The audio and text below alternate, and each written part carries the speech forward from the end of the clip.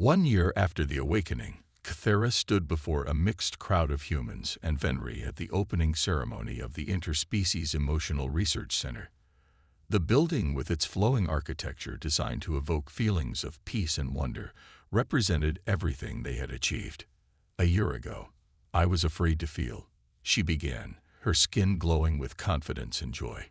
"Like many of my people, I believed emotions made us weak. Today, I know they make us stronger." In the front row, David watched with pride as his wife. They had married in both human and Venri ceremonies 3 months ago. Addressed the gathered crowd. Their union had become a symbol of the new era, proof that love could transcend not just protocols, but species.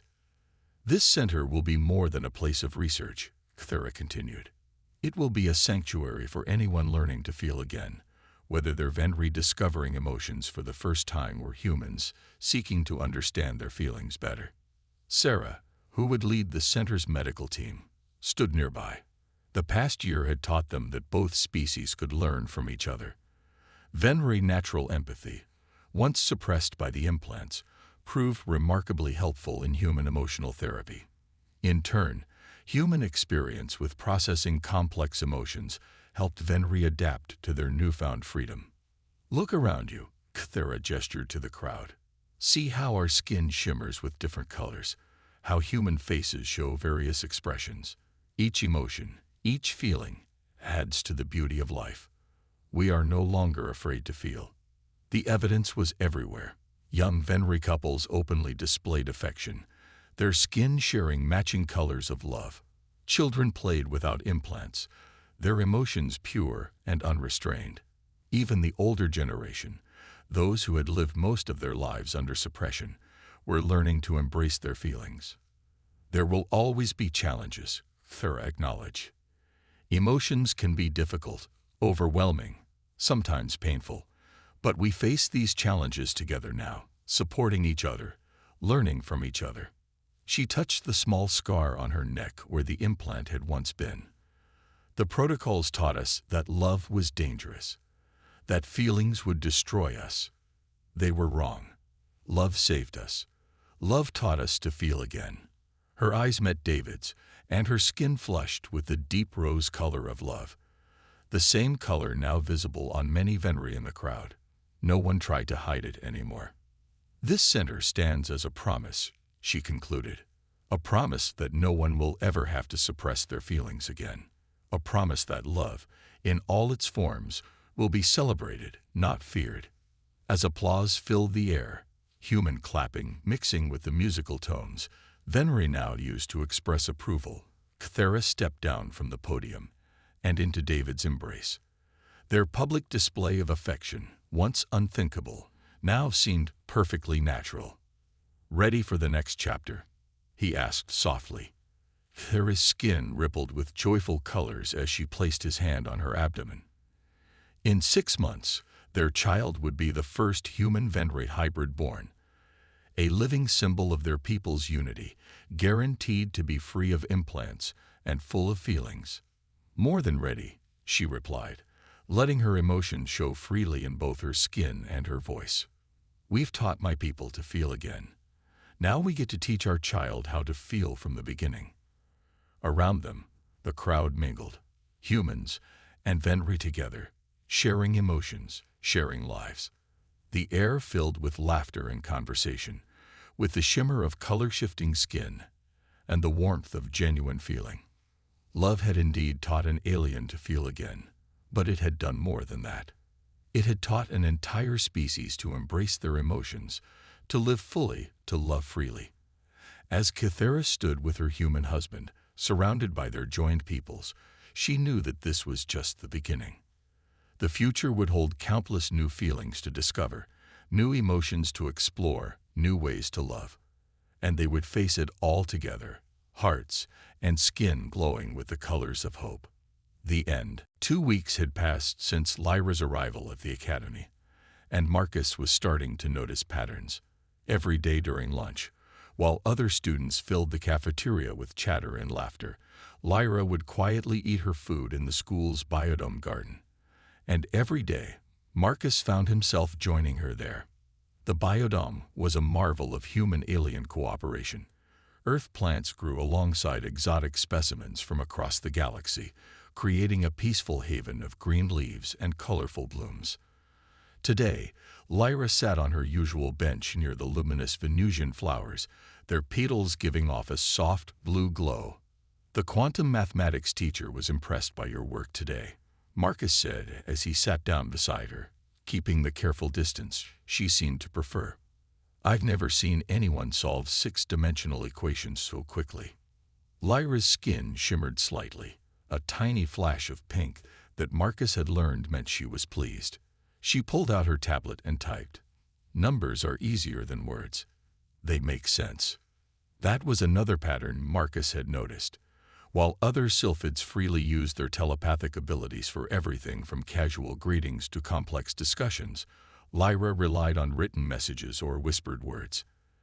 At first, he thought she might not know how to use Earth languages telepathically, but he'd seen her flinch when other sylphid students tried to establish telepathic contact with her. "I brought something for you," Marcus said, reaching into his bag. "It's a book about Earth's gardens. I noticed you seemed to like it here." He held out an old-fashioned paper book, its pages slightly worn from use. Lyra's eyes widened. Her hand trembled slightly as she reached for the book, her fingers brushing against his for just a moment. The touch sent a strange tingle up his arm, like a gentle electric current. She opened the book carefully, her expression softening, as she looked at the pictures of various gardens from around Earth. Her skin rippled with gentle waves of blue and green, colors Marcus had never seen on her before. "Thank you," she whispered, her voice clearer than usual. I like quiet places. Like this." She gestured to the garden around them. Marcus nodded, understanding. The biodome was one of the few places in school where you couldn't hear the constant mental chatter of sylphid students or the clicking of Arcturian crystals speak. Here, there was just the soft hum of the environmental controls and the rustle of leaves. As Lyra flipped through the book, a group of sylphid students passed by outside the biodome's glass walls. Their skin sparkled with bright colors as they communicated telepathically, sharing thoughts and emotions freely. Marcus saw Lyra's shoulders tense, her skin dulling to an almost gray shade. Without thinking, he shifted slightly, positioning himself between her and the window. Did you know some of these earth plants can communicate too? Not like sylphids do, but they send chemical signals through their roots to warn each other about dangers." Lyra looked up, interested. She typed on her tablet. "They talk without speaking." "Yeah, they have their own quiet way of connecting. Scientists didn't discover it for centuries because they were looking for the wrong kind of communication." A small smile appeared on Lyra's face, the third one Marcus had seen since meeting her. She typed again. "Maybe there are many ways to connect that people don't understand yet." The bell rang, signaling the end of lunch period. As they gathered their things, Marcus noticed a small origami crane on the bench where Lyra had been sitting. It was made from iridescent paper that shimmered purple and blue, just like sylphid skin. He carefully picked it up, realizing she must have made it while they were talking. As they walked to their next classes, Marcus held the delicate paper crane in his pocket. Maybe Lyra was right. Maybe there were different ways of speaking, of connecting, that he was just beginning to understand. And somehow, the quiet moments they shared in the garden were starting to feel more meaningful than any conversation he'd ever had. The annual Galactic Cultural Festival had transformed the Academy's campus into a vibrant celebration of interstellar traditions. Holographic displays showcased different planetary systems, food stalls filled the air with exotic aromas, and students from every known species mingled together. But Marcus couldn't enjoy any of it. He was too busy watching Lyra's skin grow paler by the minute. "We can leave if you want," he whispered, noticing how she pressed herself against the wall, trying to become invisible. Around them, groups of sylphid students floated by, their skin flashing with rapid telepathic conversations that filled the air with an invisible buzz of mental energy. Lyra shook her head stubbornly, though her hands were trembling. She had been determined to attend the festival, even though large gatherings usually made her uncomfortable.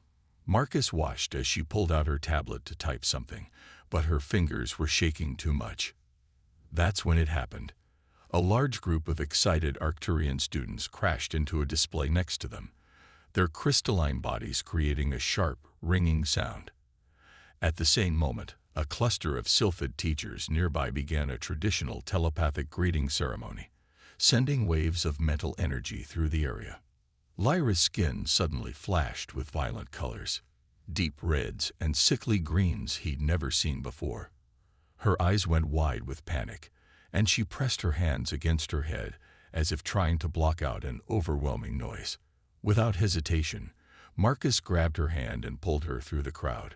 He knew exactly where to go, the Biodome Garden. At this time, during the festival, it would be empty. They ran past surprised students and teachers, ignoring the calls of concern that followed them. Inside the garden, Marcus led Lyra to their usual bench. Her skin was almost completely white now, and she was gasping for air. Tears ran down her face, seeming to glow slightly in the dim light. "It's okay," Marcus said softly, keeping his voice calm despite his racing heart. "We're alone here. Just focus on breathing. Like the garden plants, slow and steady." For several minutes, they sat in silence. The only sounds were Lyra's gradually steadying breaths and the gentle hum of the environmental systems. Finally, her skin began to return to its usual lavender shade. Then something unexpected happened. Lyra reached out and touched Marcus's hand. The moment their skin connected, he felt a gentle presence in his mind, not invasive or overwhelming like he'd heard Sylphid telepathy could be, but soft and hesitant, like a whisper. "I'm sorry." Lyra's voice echoed in his thoughts. It was the first time she had ever communicated telepathically with him. I shouldn't be like this." "Like what?" Marcus asked aloud, trying to stay still so he wouldn't break their connection. Through their linked hands, he felt waves of emotion, shame, fear, and a deep loneliness. Then memories began to flow. Young Lyra struggling in Sylphid schools as other children shared thoughts effortlessly.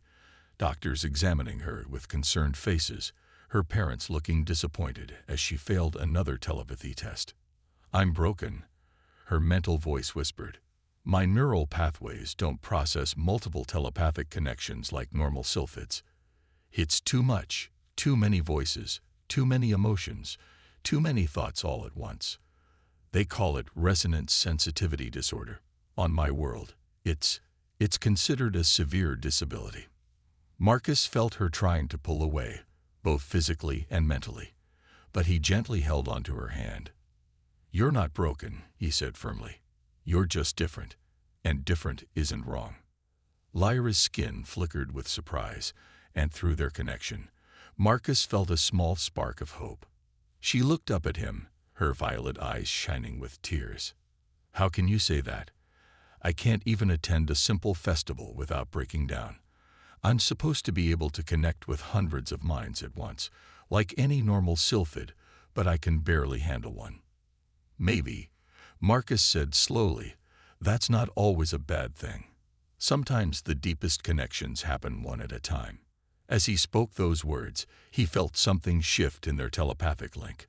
A warmth, a flutter of emotion that made both of them blush and quickly pull their hands apart. They sat in awkward silence for a moment, the air between them charged with unspoken feelings. In the distance, they could still hear the festival continuing, but it felt like a different world now. Here in their quiet garden sanctuary, something had changed between them. A secret shared, a barrier broken, and a connection deepened in ways neither of them had expected. The days following the festival incident changed something between Marcus and Lyra. They still met in the Biodome Garden during lunch, but now their silence felt different, charged with unspoken words and shared understanding. Marcus often caught himself watching the changing colors in Lyra's skin, learning to read her emotions through the subtle shifts of purple and blue. One quiet afternoon, as golden sunlight filtered through the Biodome's panels, Lyra arrived at their usual spot looking different.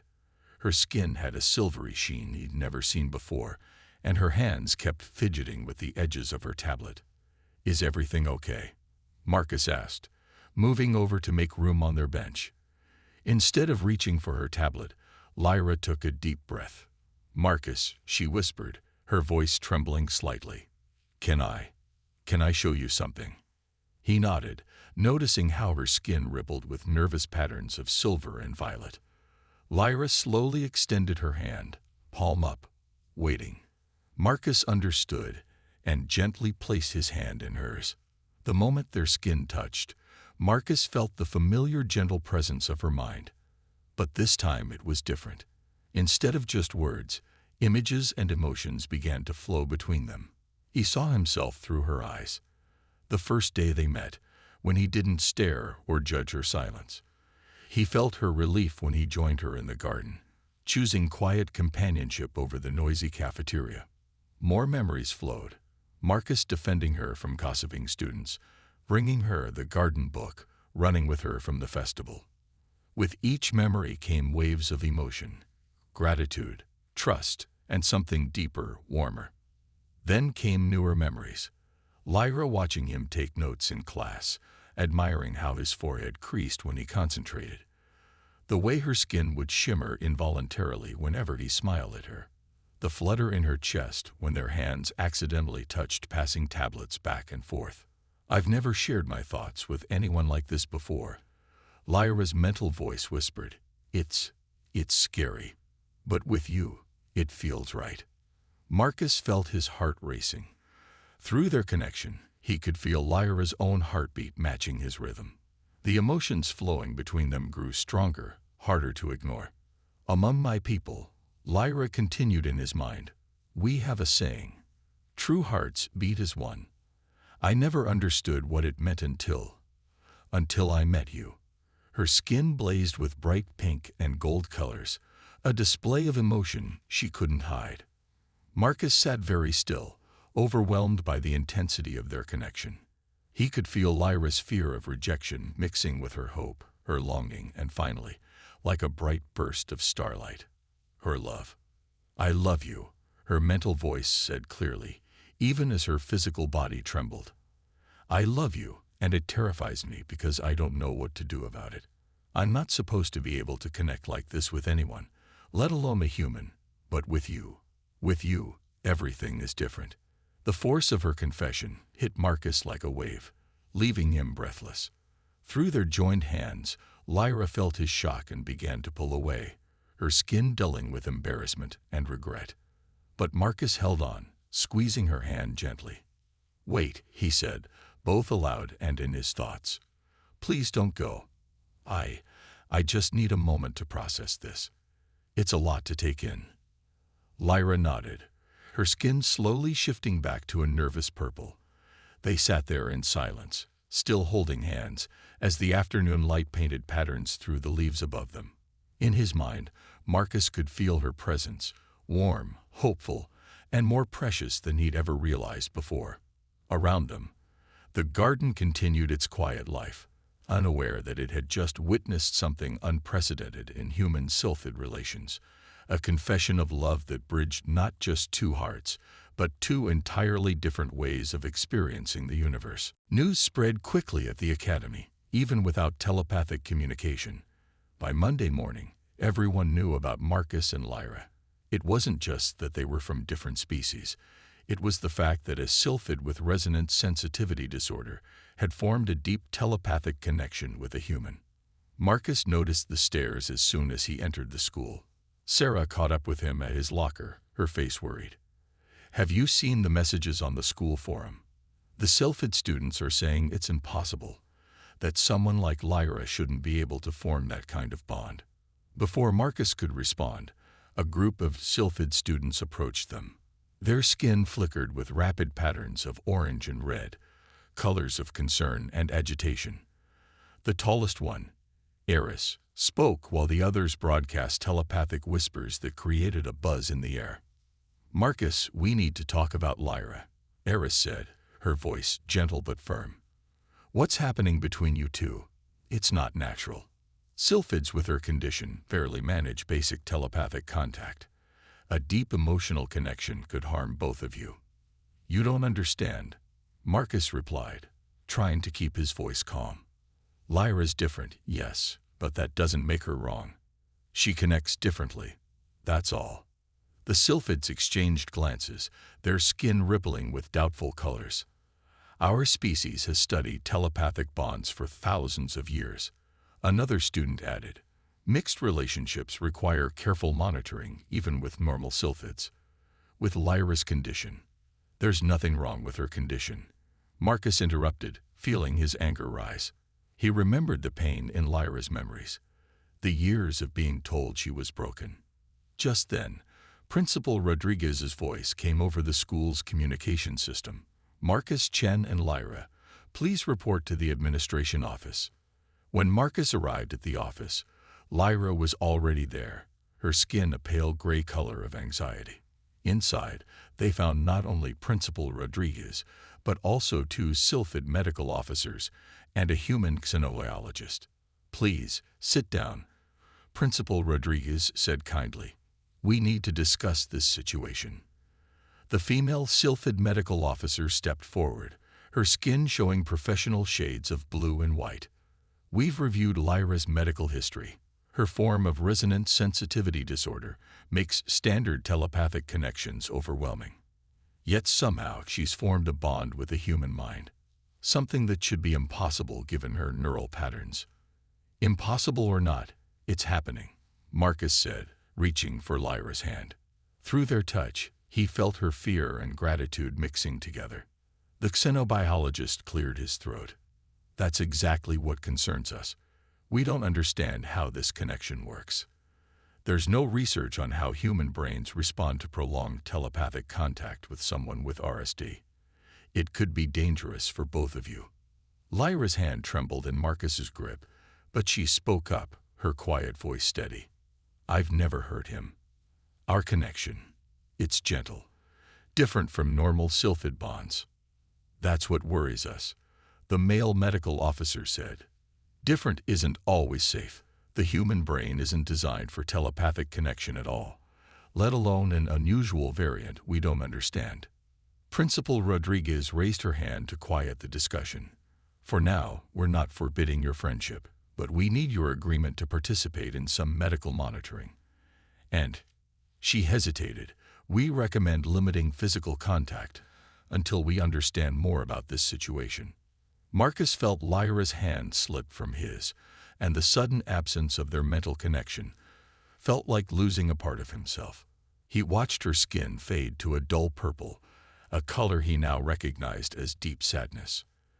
As they left the office, Marcus noticed a crowd of students quickly dispersing, both human and alien. Their story wasn't just about them anymore. It had become something bigger, a test of how different species could really be together, and whether love could truly bridge the gap between worlds. The Academy's library had become Marcus's second home over the past week. Every free moment he had was spent researching Sylphid biology and culture. His tablet was filled with notes, and holograms of Sylphid brain scans floated around his study space. Sarah found him there after classes, surrounded by data screens showing various wavelength patterns. You're going to burn out if you keep this up, she said, setting down 2 cups of coffee. I have to understand this, Marcus replied, not looking up from a particularly complex diagram of Sylphid neural pathways. Everyone keeps saying it's impossible, but that means they're missing something. He pulled up another hologram, this one showing the dark environment of the Sylphid homeworld, Luminara. Look at this. Their planet orbits a red dwarf star. They evolved in near darkness, which is why they developed telepathy. It was more reliable than visual communication. Sarah sat down, actually interested now. Okay, but what does that have to do with Lyra? Marcus's eyes lit up as he explained. Most Sylphids develop the ability to process hundreds of telepathic signals at once because their survival depended on it. Imagine living in darkness. You'd need to know where everyone in your community was, what they were doing, what dangers they noticed. He switched to another display showing brainwave patterns. But look at Lyra's readings from the medical monitoring. Her brain processes telepathic signals differently. Instead of receiving many weak connections, she forms one incredibly strong, clear connection. Like a whisper versus a shout. Sarah asked, trying to understand. More like, imagine everyone talking at once in a crowded room versus having a deep conversation with one person in a quiet place. Marcus pulled up 2 more diagrams side by side. Regular sylphids spread their telepathic energy across many connections. Lyra focuses all of hers into a single point of contact. Just then, Marcus noticed Lyra standing at the entrance to his study area, her skin shimmering with a mix of curiosity and nervousness. Following the medical officer's advice, they had avoided physical contact for the past week, but they still met and talked every day. "May I join you?" she asked softly, looking at the holograms with interest. Marcus quickly made space for her, and Sarah excused herself with a knowing smile. As Lyra sat down, careful to maintain the recommended distance, her eyes moved over the research displays. "You've been studying my people," she observed, her skin flickering with subtle patterns of blue, the color of deep thought. "I have a theory," Marcus said, trying to contain his excitement. "Your so-called disability. I don't think it's a disability at all. I think it's an evolutionary adaptation that was just too early for its time." Lyra's skin paled with surprise. "What do you mean?" Marcus pulled up the historical data. "Look at this. As sylphids joined the Galactic Alliance and left Luminara, they started having problems.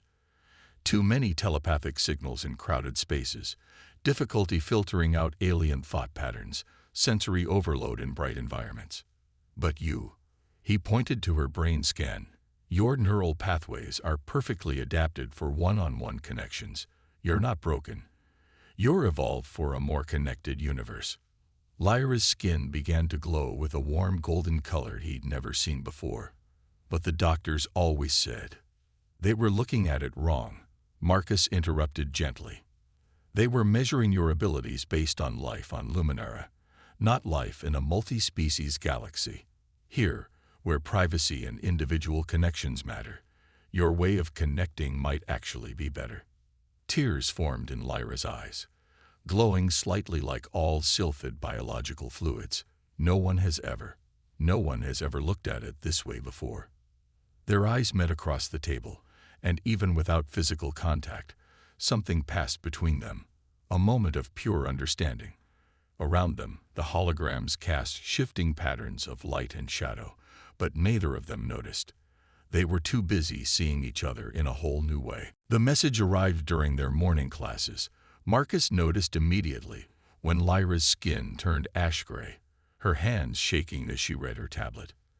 Without thinking, he started to reach for her, but stopped himself, remembering the medical officer's warnings about physical contact.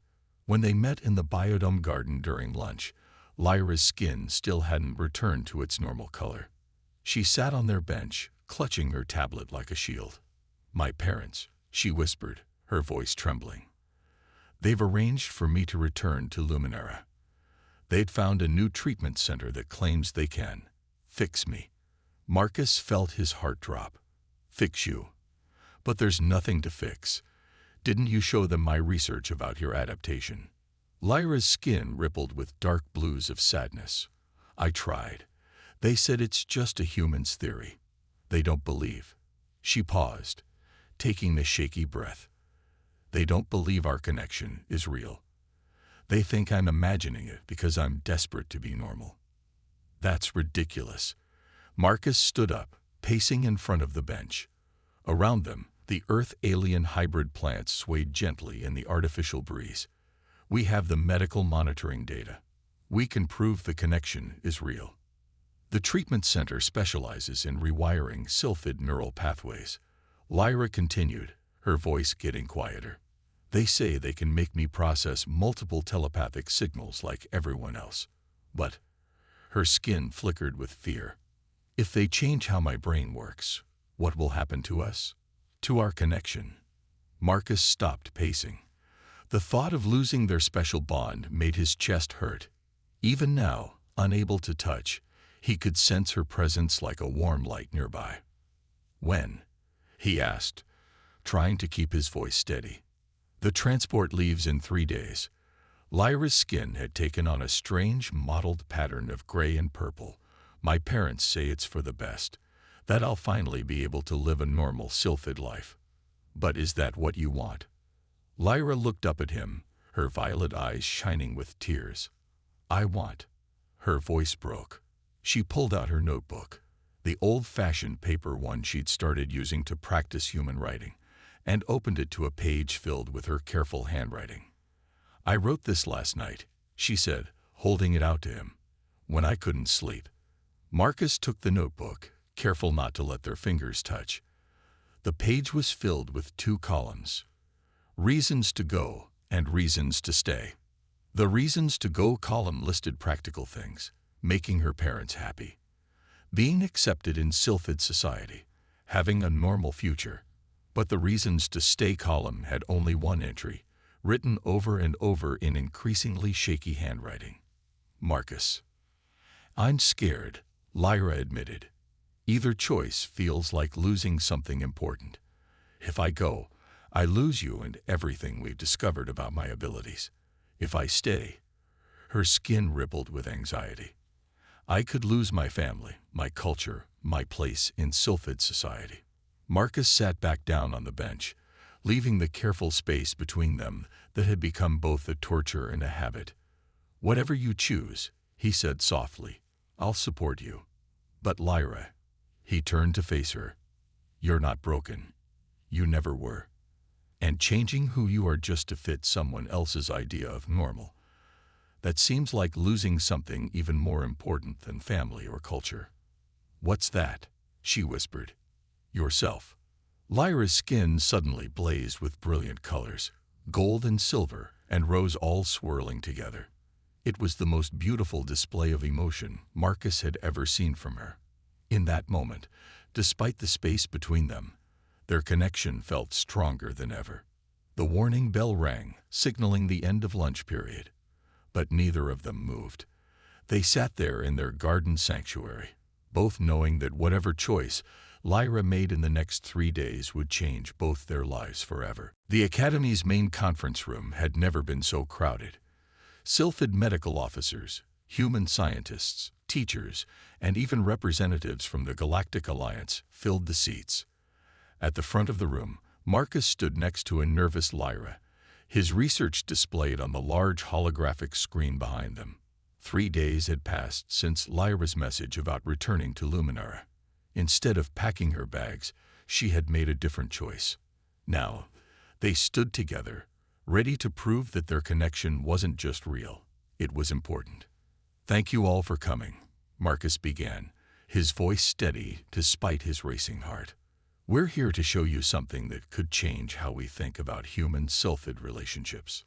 Principal Rodriguez sat in the front row, her expression encouraging. Next to her, Lyra's parents watched with worried faces, their skin showing patterns of concern and confusion. "For generations," Marcus continued, "we've assumed that sylphid resonance sensitivity disorder was a disability. We were wrong." He brought up the neural scanning data they'd collected over the past weeks. "What we're seeing isn't a disorder. It's an evolutionary advantage for our connected galaxy." The crowd murmured as he showed the comparison scans. Regular sylphid telepathy spreads wide but stays shallow. Lyra's connection. He glanced at her, and she nodded slightly. Her connection goes deep. It's not about quantity. It's about quality. Dr. Chen, the head of xenobiology, leaned forward. "But the risks of human-sylphid telepathic connection are different with Lyra's neural pattern," Marcus interrupted. He pulled up new data. "Watch this." Lyra stepped forward, her skin shimmering with nervous silver patterns. With careful movements, she reached out and took Marcus's hand. The sensors around them immediately lit up, displaying their neural patterns on the big screen. Gasps filled the room. Unlike the chaotic, overwhelming patterns usually seen in sylphid human connections, Their neural link showed as a single, clear, steady stream of energy. "As you can see," Marcus said, his voice stronger now that he could feel Lyra's presence in his mind, "there's no neural stress, no overflow, no risk of telepathic shock. Our minds connect like two tributaries joining to form a river." Through their linked hands, Lyra sent him a gentle wave of gratitude and courage. She turned to face the crowd, speaking softly but clearly. "All my life, I thought I was broken because I couldn't connect with hundreds of minds at once. But here, in a galaxy where we need to understand each other deeply, one mind at a time, maybe this is exactly what we need." The Sylphid medical officers were rapidly taking notes, their skin flickering with excitement. The human scientists huddled together, pointing at different parts of the data display. But Marcus and Lyra were watching her parents.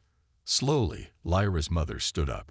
Her skin showed a complex pattern of emotions: worry, hope, and something like pride.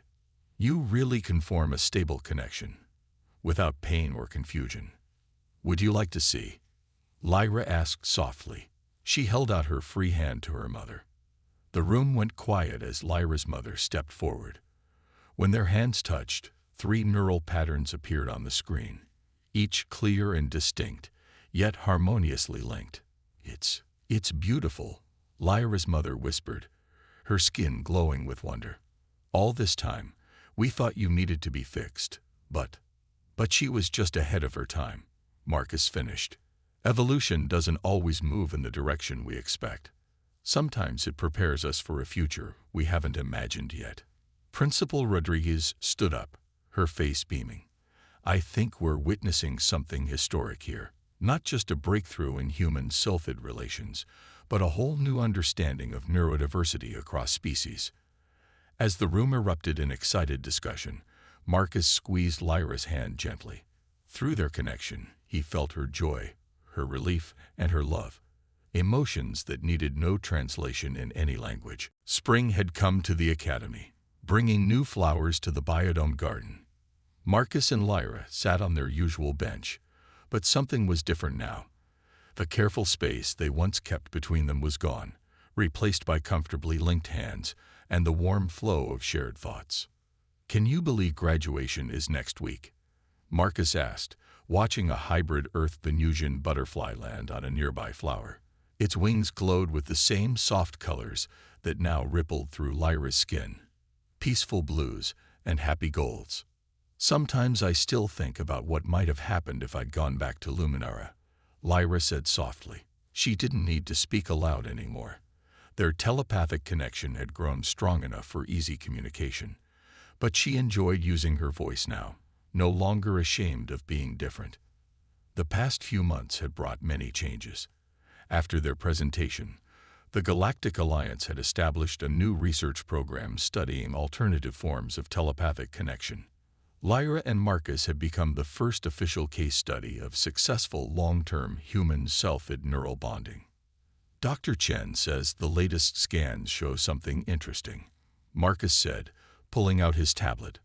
"Our neural patterns have started to synchronize even when we're not in physical contact. It's like our brains have learned to maintain a faint connection across distance." Lyra's skin sparkled with pink and silver, her colors of happiness. "Mother says they found 3 more sylphid children with RSD on Luminara. Instead of sending them to treatment centers, they're being enrolled in special programs to develop their focused connection abilities." Through their linked hands, Marcus felt her pride and satisfaction. The condition that had once made her an outcast was now being seen as a gift, a natural adaptation to an increasingly connected galaxy. Sarah appeared at the garden entrance, waving a datapad. "Hey, lovebirds. The graduation ceremony planning committee needs your input. You're still okay with doing the joint speech?" They nodded together, making Sarah laugh. "You know, you two are getting creepy with the synchronized movements thing." "We've been practicing," Lyra said, her voice carrying a hint of playfulness. Her shyness hadn't disappeared completely, but she'd grown more confident, especially around their friends. As Sarah left, Marcus turned to Lyra.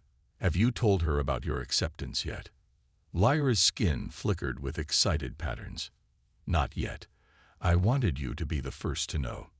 She pulled up her own tablet, showing the official letter. The xenobiology department wants me to join their research team after graduation. They think my unique perspective could help develop better ways for different species to communicate. That's wonderful. Marcus squeezed her hand, sending waves of pride and love through their connection.